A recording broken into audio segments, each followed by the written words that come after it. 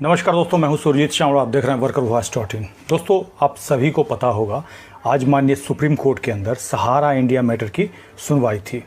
आपको याद होगा 27 अप्रैल 2022 को पटना हाई कोर्ट ने सहारा प्रमुख सुब्रतो राय को सदैव उपस्थित होने का आदेश दिया था, जिसके बाद वो उपस्थित नहीं हुए थे।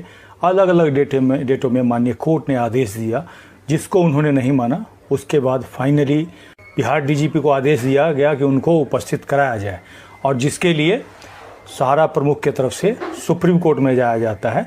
और सुप्रीम कोर्ट में 13/5/2022 को उनको उस आदेश पे स्टे लगाया जाता है 19/5 तक के लिए। और आज ही माननीय सुप्रीम कोर्ट के अंदर सुनवाई होनी थी, लेकिन एक गुड न्यूज़ है, और गुड न्यूज़ है उसके बारे में जानकारी दूंगा। आज सुनवाई हुई है या नहीं हुई है उसके बारे में बताऊंगा, क्योंकि अभी मैं सुप्रीम कोर्ट से आया हूं। इसके साथ ही क्या गुड न्यूज़ है वो बताऊंगा। आपको बता दूं कि इसके दौरान हमने क्या किया। फरवरी 2022 से एक अभियान चलाया था शाहपुर पटोरी समस्तीपुर, जो कि बिहार में आता है, बिहार राज्य में। वहाँ चूँकि मेरा वहाँ घर है, वहाँ हमारे लोगों का काफ़ी लोगों का पैसा बकाया है, जिसके लिए हमने एक प्रोटेस्ट भी किया था 21 फरवरी को। उससे पहले खुद मैंने 16 फरवरी को कंप्लेन दिया था। और ये सारा कंप्लेन हमने न केवल माननीय सुप्रीम कोर्ट के चीफ जस्टिस से लेकर के सेवी, उसके बाद SFIO, भारत सरकार, बिहार सरकार, तमाम जितने भी अथॉरिटी हैं, वित्त मंत्रालय, हर जगह भेजा। टोटल 12 जगह हमने भेजा था, और उसका रिमाइंडर पे रिमाइंडर हम कंटिन्यू भेजते आ रहे हैं। और इसी सिलसिला को जारी रखते हुए अभी हमने 17/5 को भी माननीय सुप्रीम कोर्ट के जो चीफ जस्टिस है उनको फिर से लेटर भेजा है, और आप लोगों को भी फॉर्मेट दिया है, जिसके तहत बहुत सारे लोगों ने अभी तक भेज दिया होगा। कमेंट्स करके बताइए किन किन को वो फॉर्मेट मिल गया है। अगर नहीं मिला होगा तो मैं इसी वीडियो के डिस्क्रिप्शन में फिर से डाल दूंगा। और गुड न्यूज़ ये है कि माननीय सुप्रीम कोर्ट ने, जैसा कि हम लोग मांग कर रहे थे, जो मैटर SFIO सुप्रीम कोर्ट के पास लेकर के गया है, तो कौन सा मैटर है वो थोड़ा सा मैं आपको बता दूं। वो मैटर ये है कि सहारा इंडिया ने सभी जमाकर्ताओं का, जब 2012 में माननीय सुप्रीम कोर्ट ने सभी का पैसा वापस करने के लिए कहा था, तो सहारा इंडिया ने क्या किया, अपने एजेंट के माध्यम से या फिर अलग अलग जो ऑफिस है उनका, उसके माध्यम से सभी जमाकर्ताओं को गुमराह किया। गुमराह करने के बाद उनका पैसा अलग अलग जो उनका सोसाइटी चल रहा है, सहारियन का, हमारा इंडिया का, और भी कई सोसाइटी है, जिसमें उन्हें कन्वर्ट कर दिया, फोर्सफुली कन्वर्ट किया, लोभ लालच दे करके कन्वर्ट किया। और अब जब वो पैसा मांग रहे हैं, मैच्योरिटी पूरा होने के बाद भी पैसा नहीं दिया जा रहा है। और इसी के लिए SFIO जांच कर रहा था, और उस जांच पे दिल्ली हाई कोर्ट ने रोक लगा दिया था। और दिल्ली हाई कोर्ट के रोक के बाद SFIO यानी कि सीरियस फ्रॉड इन्वेस्टिगेशन ऑफिस माननीय सुप्रीम कोर्ट का दरवाज़ा खटखटाता है कि भाई हमको जांच करने दिया जाए। सुप्रीम कोर्ट में सहारा की तरफ से ये दलील दी जाती है कि हमने सभी जमाकर्ताओं का पैसा वापस कर दिया है। शुरू से मैं यही बताता आ रहा हूँ। जिसके बाद माननीय सुप्रीम कोर्ट के द्वारा कहा जाता है कि हम दोनों पक्षों का पेपर चेक करेंगे, और पेपर चेक करने के बाद हम जांच जारी रखने देंगे, या फिर जो फर्दर ऑर्डर है वो हम देंगे, ऐसा कहा गया था। अब मैं इसी के बारे में अभी तक लोगों को जागरूक करते आ रहा हूं कि हर हाल में ये जांच पूरा होना चाहिए, क्योंकि जांच पूरा होगा तभी आपका पैसा मिल पाएगा।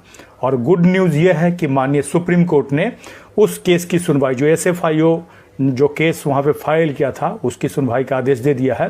मुख्य न्यायाधीश रमना जी हैं, उन्होंने आदेश दिया है। और इसके लिए जो हमें जानकारी मिली है, एक तो बिजनेस स्टैंडर्ड के माध्यम से मिली है, और उसके बाद हिंदुस्तान जो अखबार है उसके माध्यम से। और मैंने केस का स्टेटस भी चेक किया, तो वहाँ भी ऐसा दिखा रहा है कि जो सहारा प्रमुख जो केस फाइल किया है उन्होंने राहत लेने के लिए, जो पटना हाई कोर्ट के आदेश से गिरफ्तारी से बचने के लिए, उसी में जाकर के तय हो गया है। तो कहने का मतलब सब एक जगह सुनवाई होगा।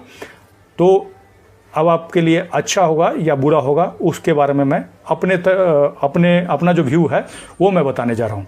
आपको बता दूं कि हालांकि जो SFIO कह रहा है उसका हमने काफ़ी पहले से समर्थन किया। जैसे ही मुझे जानकारी मिली थी वैसे ही लोगों तक इस बात को प्रसारित करना शुरू किया कि भाई SFIO सही कह रहा है, क्योंकि जो ग्राउंड पर मुझे रिपोर्ट मिली, जो लोगों ने बताया कि उनको सहारा इंडिया बोल करके, और हमारा इंडिया, सहारा क्रेडिट कोऑपरेटिव सोसाइटी, उसके बाद भी अलग अलग सोसाइटी में पैसा कन्वर्ट किया गया है, जबकि लोग अभी भी जान रहे थे कि भाई वो सहारा का ही प्रोडक्ट है। जबकि अभी दिल्ली हाई कोर्ट के अंदर जो मामला आया, जिसमें ऑर्डर दिया गया सभी को पैसा वापस करने के लिए, उसमें जो सेंट्रल रजिस्ट्रार हैं उन्होंने कहा कि सहारा इंडिया या सहारा ग्रुप कहिए, उसने क्या किया, उस सोसाइटी से भी पैसा निकाल करके एमबी वैली प्रोजेक्ट में लगा दिया और उस एसएफआईओ ने उसको भी पार्टी बनाया है।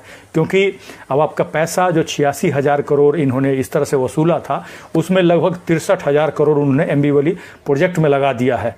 तो वो पैसा कहीं ना कहीं रिकवर होगा तभी आपको मिलेगा। अब तो एक सीधा सा मतलब है कि एसएफआईओ का जो रिपोर्ट है उसमें डाटा कुछ और होगा, और हो सकता है बहुत सारे लोग होंगे, ज़्यादा भी हो सकता है, जिनका पैसा इस तरह से लूटा गया हो, ठगा गया हो, और जो भी प्रॉपर्टी आपके पैसे से उन्होंने बनाया है उसको जांचने के बाद सीज करके उसको बेच के तभी तो आपका पैसा वापस मिल पाएगा। और इसी के लिए एसएफआईओ के ऑफिस भी मैं गया था, पिछले महीने शायद गया था, और जिसकी जानकारी हमने पीछे आपको दी थी, जिसमें कि मैं जा कर के वहाँ मिला था और लेटर भी दिया हूँ। उनसे कहा गया था कि अगर सुप्रीम कोर्ट के द्वारा जांच मुझे शुरू करने का आदेश मिलता है तो विदिन 6 महीने के अंदर अंदर हम जांच पूरा करके और कोर्ट के पास रिपोर्ट रखेंगे। तो कोर्ट के पास जब रिपोर्ट जाएगा तो कहीं ना कहीं आपके लिए आपका जो पैसा है वापस मिलने का रास्ता खुलेगा। अभी तक तो मैं यही कह रहा था, शुरू में ये कहा था कि भाई आपके साथ धोखा हुआ है, पैसा मिलेगा कि नहीं मिलेगा 1% चांस है। लेकिन अब जब जांच के तरफ जांच का रास्ता खुल गया है तो जांच होगा तो कहीं ना कहीं आपका पैसा मिलेगा। लेकिन इसके लिए आपको एक्टिव होना होगा। अब आप सोए रहिएगा, सोचिएगा कि भाई वो लड़ रहा है तो हमें मिलेगा, कोर्ट खुद दिला देगा, तो ऐसा नहीं होगा। याद होगा 2012 में कोर्ट ने ऑर्डर दिया था, लेकिन आपको पता नहीं चला, लोग दूसरे के भरोसे बैठे रहे, और किसी तरह आपका उसका एक नेटवर्क है, एजेंट का नेटवर्क है, जो घर घर पहुंच के लोगों को गुमराह करता, अभी भी गुमराह कर रहा होगा, उसको कह रहा होगा मेरे बारे में वो झूठ बोल रहा है, गलत बोल रहा है। शुरू में मैंने जब यह अभियान शुरू किया था तो लोगों को जाकर कहता था उसके ऊपर ये केस हो जाएगा, वो केस हो जाएगा। ऐसे मेरे ऊपर 5,000 कंप्लेन उन्होंने किया था, लेकिन कुछ नहीं बिगाड़ पाया, क्योंकि मैं जो भी बोलता हूँ, जो पेपर में है वही बोलता हूँ, बिना डॉक्यूमेंट के कोई जानकारी नहीं देता हूँ। एसएफआईओ का जो भी इन्फॉर्मेशन है वो बिल्कुल सही दे रहा हूँ। आने वाले दिन में हो सकता है न्यूज़ के माध्यम से आपको भी जानकारी मिल जाए। और आज जहाँ तक मुझे स्टेटस आज का जो केस का चेक किया है, हालांकि मैं सुप्रीम कोर्ट गया था तो वहाँ पे ज्ञानी बाप्पा वाला जो मैटर है उसकी सुनवाई होनी थी, जिसकी वजह से वहाँ सुरक्षा के कड़े प्रबंध किए गए थे, लोगों को अंदर नहीं जाने दिया जा रहा था। जहाँ पे मीडिया का एक परिसर में एक मीडिया को स्थान दिया गया, वहाँ भी नहीं जाने दिया जा रहा था।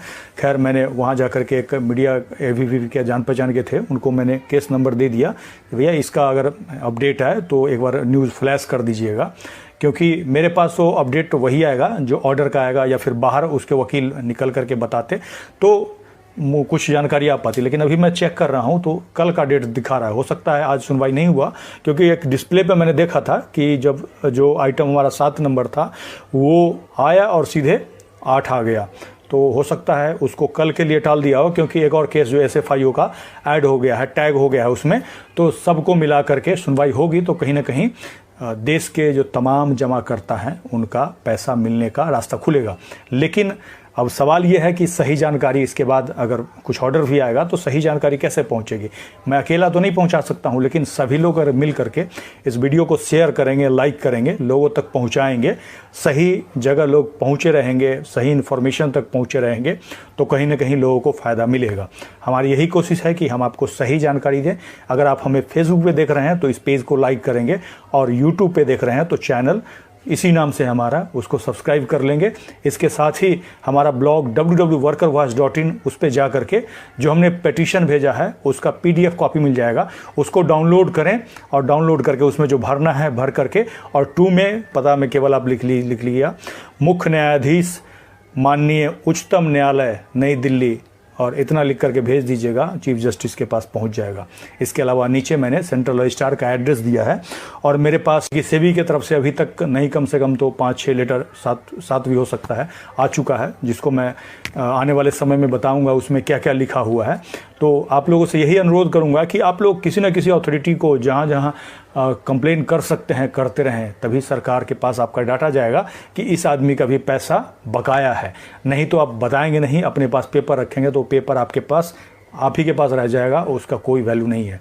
याद रखें, हमेशा अपना ओरिजिनल जो आपका बॉन्ड का पेपर है उसको संभाल के रखें। अगर उसको संभाल के नहीं रखेंगे, कल को किसी एजेंट को दे देंगे, किसी ऑफिस में जाकर जमा कर देंगे और आपके पास ओरिजिनल पेपर नहीं रहेगा, तो कल को अगर फिर से ऑर्डर भी आता है तो नहीं मिलेगा। इस बात को आप हमेशा ध्यान रखें। जब भी आप कहीं कंप्लेन करें तो फोटो कॉपी भेजें, ओरिजिनल फाइल में लगा के रख ले, क्योंकि मुझे तो ऐसा लग रहा है आने वाले समय में कुछ न कुछ माननीय सुप्रीम कोर्ट के द्वारा आप सभी के पक्ष में एक फैसला आएगा, जिसके बाद कहीं ना कहीं आपका पैसा मिलने की उम्मीद जगेगी। लेकिन आपको उसके बाद भी ध्यान ये रखना है कि आप सही जानकारी ले पाते हैं या फिर गलत जानकारी की वजह से आप गुमराह हो जाते हैं। दोस्तों, इसके साथ ही विदा लेता हूं। फिर से हमारे पास कोई जानकारी आएगी तो हम आपको जरूर देंगे। धन्यवाद।